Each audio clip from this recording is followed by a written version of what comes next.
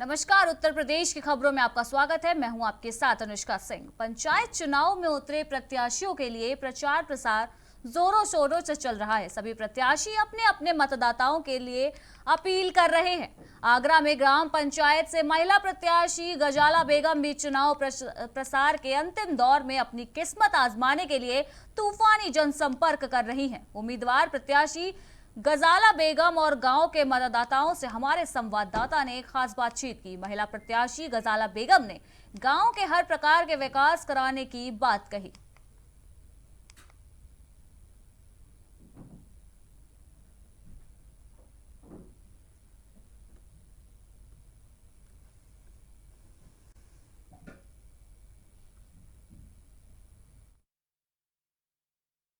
त्रिस्तरीय पंचायत चुनाव का दौर लगातार जारी है, तो वहीं प्रत्याशियों का भी तूफानी दौर लगातार जारी है। और आज इस प्रचार को लेकर के प्रचार का आज आखिरी दिन है, तो वहीं जो चुनाव प्रत्याशी जो अपने अपने मैदान में कूद पड़े हैं, जो खड़े हुए हैं, वो चुनाव प्रचार करने का आज उनका आखिरी दिन है।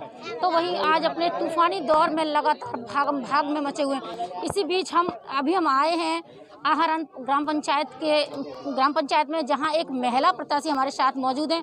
वो भी यहां अपने मतदाताओं से बातचीत करने के लिए, अपने मतदाताओं को रुझाने के लिए यहां आई हैं। और आइए वो हमारे साथ आज मौजूद हैं। आइए हम इनसे बात करते हैं और जानते हैं ये किन किन मुद्दों को लेकर जनता के बीच आई हैं। क्या नाम है आपका? गजाला बेगम।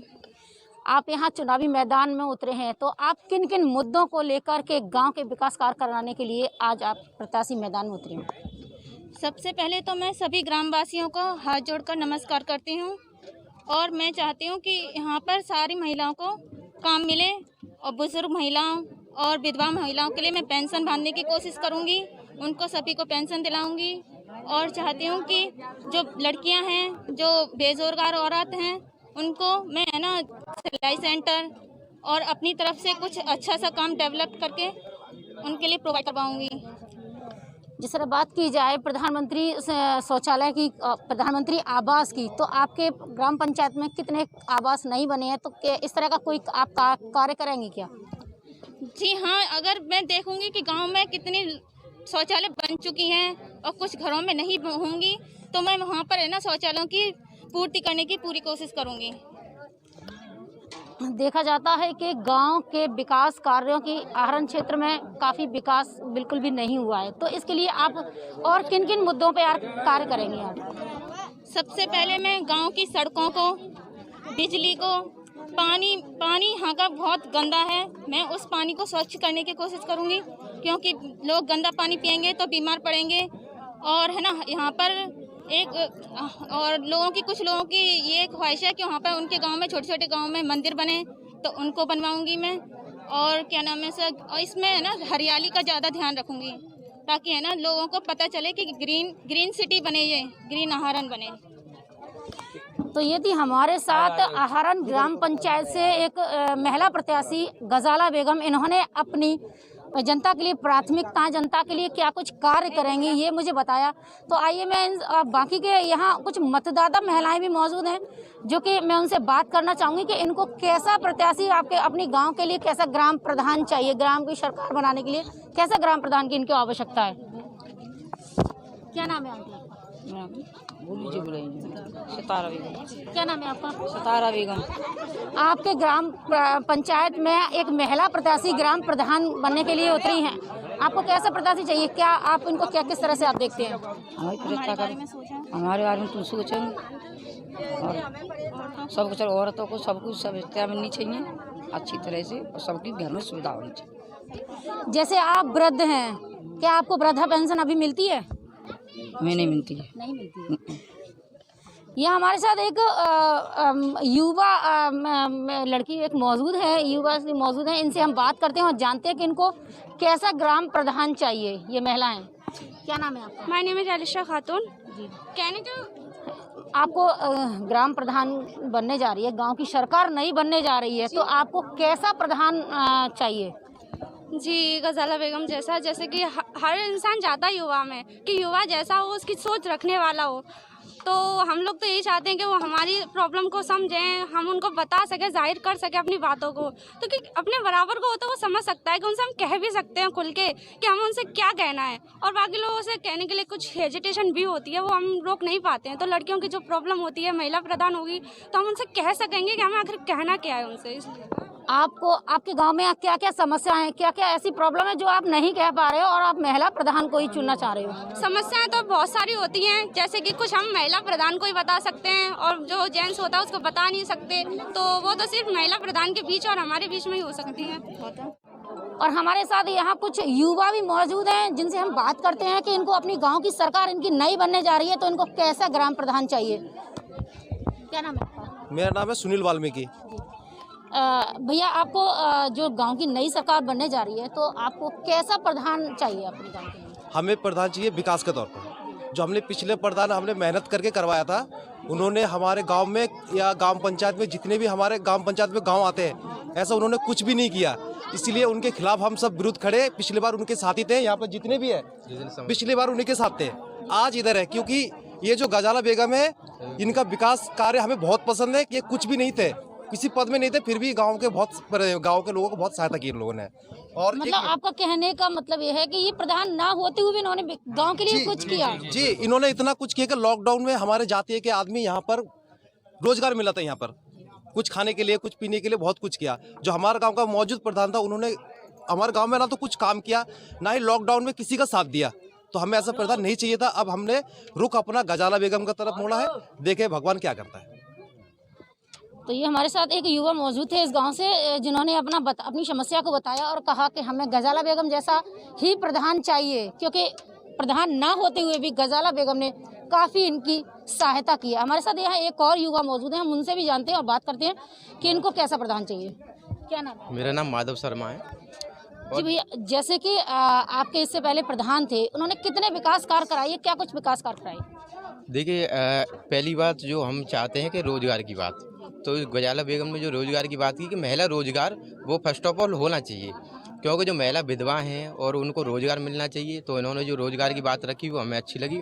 दूसरी बात कि हमारा जो देश पुरुष प्रधान देश है, लेकिन अब महिलाएं आगे बढ़ रही हैं, तो हमें इसका भी गर्व है कि गजाला बेगम महिला होते हुए एक प्रधान पद पर हैं, तो हम उनका समर्थन करेंगे। और दूसरी बात ये है कि जो रोज़गार और महिलाओं की जो लैट्रिन वगैरह है और भी जो रहते हैं जैसे मकान वगैरह हैं, तो उनको ये दुरुस्त कराएंगे। जो इनके वादे हैं वो प्रधान के बाद होने के बाद पूरे होंगे, ये हमें कॉन्फिडेंस है। इसके लिए हम इनका समर्थन करते हैं। तो ये हमारे साथ मतदाता मौजूद थे, इन्होंने अपनी अपनी मत के प्रयोग करने के लिए इन्होंने बताया कि हमें कैसा प्रत्याशी चाहिए। आगरा से ममता भारद्वाज, प्राइम टीवी। हमीरपुर जिले में त्रिस्तरीय पंचायत चुनाव के लिए नामांकन प्रक्रिया शुरू हो गई है। जिला पंचायत सदस्य, बीडीसी, ग्राम प्रधान और ग्राम पंचायत सदस्य के उम्मीदवारों ने विभिन्न पार्टियों और निर्दलीय प्रत्याशियों के रूप में अपना नामांकन पत्र दाखिल किया। वहीं जिला पंचायत सदस्य के प्रत्याशियों ने जिलाधिकारी कार्यालय और अन्य पदों के लिए उम्मीदवारों ने ब्लॉक कार्यालय में अपना नामांकन पत्र दाखिल किया। साथ ही उम्मीदवारों और समर्थकों के लगी लंबी भीड़ ने कोरोना गाइडलाइंस की जमकर धज्जियां उड़ाई। पहले तो उनकी जो समस्याएं हैं, कुछ क्षेत्र में थोड़ी पेयजल की समस्याएं हैं, उनको लेके बाकी विकास के मुद्दे तो चलते ही रहते हैं। उनकी व्यक्तिगत भी जो भी समस्याएं हैं, हम सारे एक सर्वांगीण विकास की ओर ध्यान देते हैं। जिनके जो भी जिस तरह की भी समस्याएं होती हैं, सब समस्याओं पे ध्यान देने के लिए काम करते हैं। इंगोटा जिला पंचायत वार्ड नंबर 6 से जिला पंचायत सदस्य पद के लिए आज नामांकन पत्र दाखिल किया है, जिसमें क्षेत्र में काफ़ी समय से मैं देख रहा हूं कि इंगोटा क्षेत्र से जितने भी अभी तक प्रतिनिधि चुन के गए जिला पंचायत सदस्य के लिए, निश्चित रूप से जनता उनसे काफ़ी निराश है। खास करके बांदा जिला से लगा हुआ कुछ क्षेत्र है, गढ़ा में परेटा, उसमें अभी तक मार्ग की स्थिति ये है कि मार्ग नहीं बना हुआ है। हम लोगों को क्षेत्र से पहुंचने में लगभग 1.5 से 2 घंटे का समय लगता है। और हमारी उम्मीद ये है कि अगर हम जिला पंचायत सदस्य बनते तो क्षेत्र के लोग की सबसे बड़ी डिमांड है। सुल्तानपुर में एक दूध विक्रेता की पीट कर हत्या कर दी गई। इस घटना के बाद से इलाके में हड़कंप मचा हुआ है। मामला लंबुआ कोतवाली के सकवा गांव के पास का है, जहां कुछ अज्ञात लोगों ने लाठी डंडों से पीट कर एक दूध विक्रेता की हत्या कर दी और शव को सूखी नहर में फेंक दिया। वहीं मामले की सूचना मिलते ही मौके पर पहुंची पुलिस ने शव को पोस्टमार्टम के लिए भेज दिया है। साथ ही पुलिस ने जमीनी विवाद के मामले में हत्या होने की आशंका जताई है।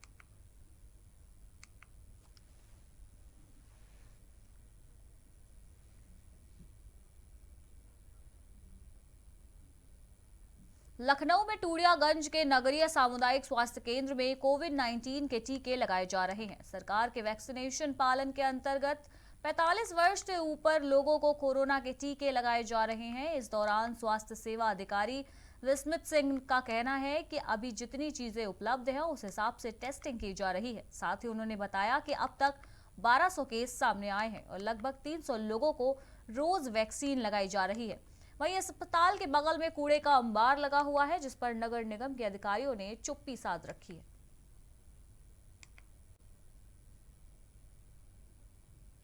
आगरा में त्रिस्तरीय पंचायत चुनाव के मद्देनजर स्थानीय जिलाधिकारी और एसएसपी ने सभी संवेदनशील और अति संवेदनशील मतदान केंद्रों का दौरा किया।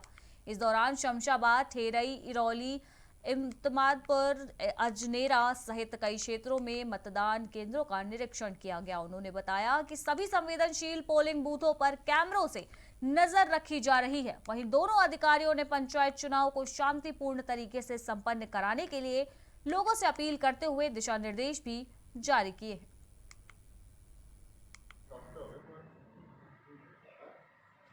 पंद्रह को जो हमारे पंचायत का चुनाव है उसको लेकर के हमारे जितने भी मजिस्ट्रेट्स हैं अपने अपने क्षेत्र में ड्यूटी कर रहे हैं। आज हम लोग भी कप्तान साहब के साथ जितने सेंसिटिव बूथ हैं हमारे वहाँ हम लोग भ्रमण कर रहे हैं। यहाँ बताया गया कल भी कुछ घटनाएं हुई थी, पिछले साल भी यहाँ घटना कुछ हुई थी, आगे न हो इसके लिए समझाया गया, बाउंड डाउन किया गया लोगों को। चुनाव शांतिपूर्ण संपन्न हो, निष्पक्ष हो, इसके लिए लोगों को प्रेरित किया जा रहा है। आगरा में एक युवती ने आत्महत्या कर ली, जिसके बाद पूरे इलाके में सनसनी फैल गई। मामला बाह थाना के रुदीमुली का बताया जा रहा है, जहां संदिग्ध हालातों में एक युवती ने खुद को फांसी लगाकर आत्महत्या कर ली। युवती को शव पर लटका देख परिजनों में हड़कंप मच गया। वहीं सूचना पाकर पहुंची पुलिस ने शव को पोस्टमार्टम के लिए भेज दिया है। साथ ही पुलिस आत्महत्या की वजह का पता लगाने में जुटी हुई है।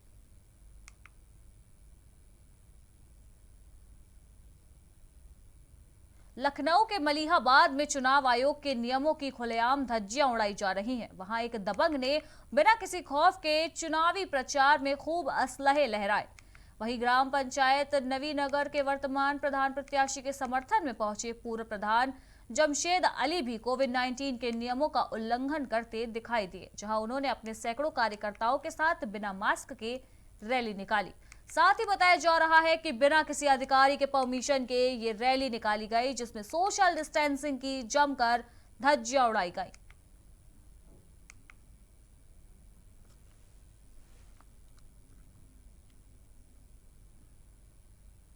आजमगढ़ में तेजी से बढ़ रहे कोरोना के मामलों को देखते हुए नाइट कर्फ्यू लगाया गया है, लेकिन वहां लोगों में इसका असर नहीं दिखाई दे रहा है। आपको बता दें कि सरकार की तरफ से 9 बजे से लेकर सुबह 6 बजे तक नाइट कर्फ्यू लगाया गया है, जिसके बावजूद वहां दुकानें रोज की तरह काफी देर तक खुली हुई थी। वहीं आम जनता के साथ साथ पुलिस वाले भी बिना मास्क के दिखाई दे रहे थे।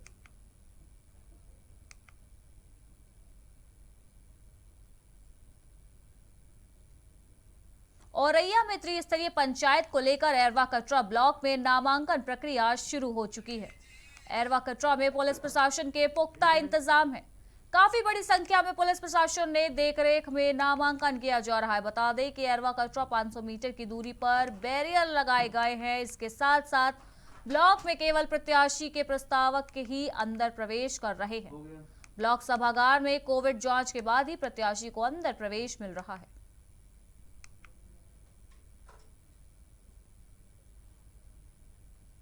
ताजनगरी आगरा में कोरोना संक्रमित मरीजों की संख्या में लगातार इजाफा होता जा रहा है। 24 घंटों में कोरोना मरीजों की संख्या 100 पार करके 119 हो गई है। कुल मरीजों की संख्या अब 682 तक पहुंच चुकी है। वहीं जिला प्रशासन और स्वास्थ्य विभाग कोरोना की रोकथाम को लेकर सभी प्रकार की सुविधा होने की बात करते हैं। इसी को लेकर प्राइम टीवी के संवाददाता अमित शर्मा ने आगरा के एसएन मेडिकल कॉलेज का रियलिटी चेक किया, जिसमें जिला प्रशासन और स्वास्थ्य विभाग के कोरोना मरीजों की चिकित्सा संबंधी सेवाओं के दावों की पोल खुल गई।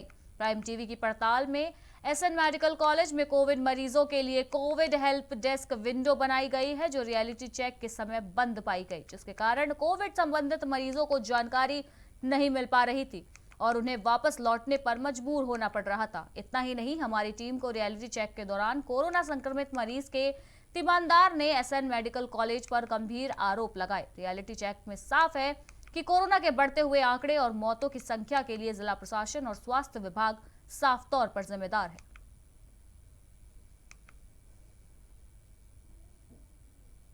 ताजनगरी आगरा में कोरोना मरीजों की संख्या लगातार 100 का आंकड़ा पार करती जा रही है। लगातार 3 दिन से देखा जा रहा है ताजनगरी आगरा में कोरोना मरीजों का आंकड़ा 100 को छूकर निकल जाता है। और वहीं अगर बात करें हम स्वास्थ्य विभाग की, तो स्वास्थ्य विभाग यहाँ लाख दावे करता है कि हमारे यहाँ कोरोना के पेशेंट्स के लिए चाक चौबंद व्यवस्थाएँ हैं। पूरा स्वास्थ्य विभाग यहाँ मुस्तैदी से कोरोना पेशेंट्स की देख रेख करते हैं। मैं इस समय हम मौजूद हैं आगरा के एसएन मेडिकल कॉलेज में।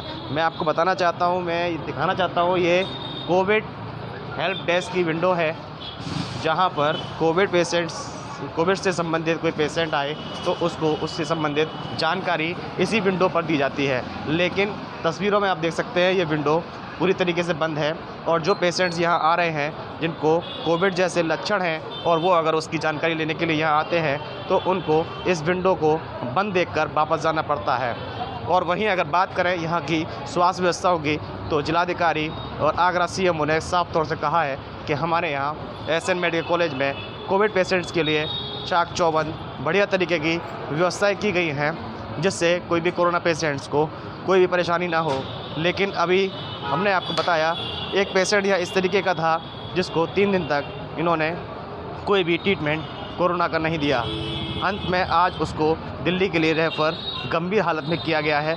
वहीं उसके परिजनों ने भी आरोप लगाया है कि यहाँ आगरा एसएन मेडिकल कॉलेज के अंदर कोरोना को लेकर कोई भी व्यवस्थाएं खासी नहीं है। आगरा से अमित शर्मा, प्राइम टीवी।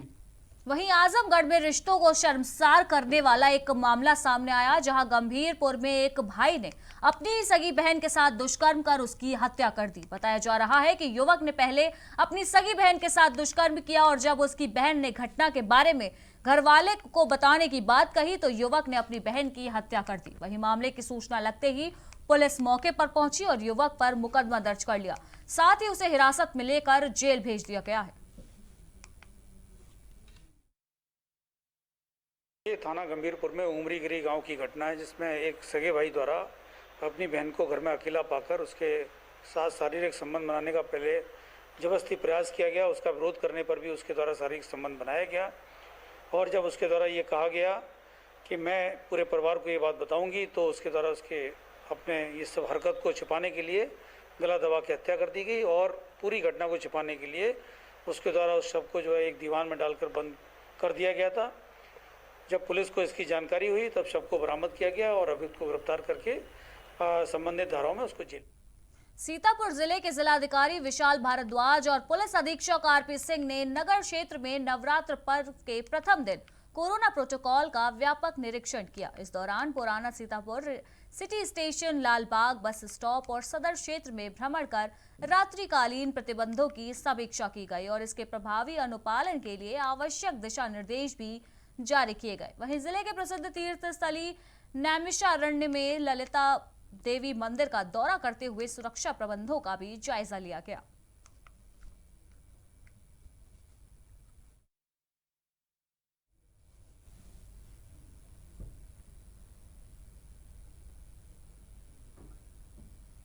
और इसी के साथ उत्तर प्रदेश की खबरों में इतना ही। देश दुनिया की बाकी की तमाम खबरों के लिए आप देखते रहिए प्राइम टीवी। नमस्कार।